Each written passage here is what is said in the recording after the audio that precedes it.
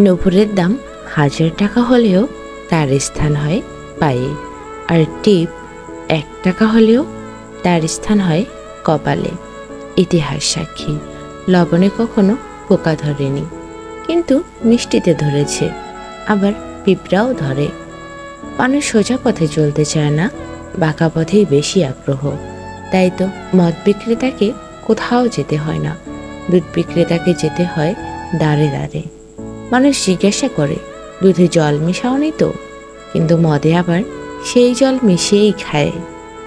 আজ অব্দি মানুষকে এতটুকুই চিনলাম, জানোয়ারের বাচ্চা বললে খেপে যায়, কিন্তু বাঘের বাচ্চা বললে খুশি হয়। অথচ দুটোই কিন্তু পশুর নাম। কচু পাতা দেখেছেন নিশ্চয়ই, বাইরেটা সবুজ আর ভেতরটা চুলকানিতে ভরা।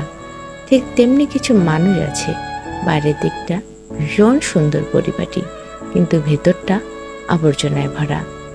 সাপ দুধ খেয়েও বিষ উপড়ে দেয়, কিন্তু গরু ঘাস খেয়ে দুধ দেয়।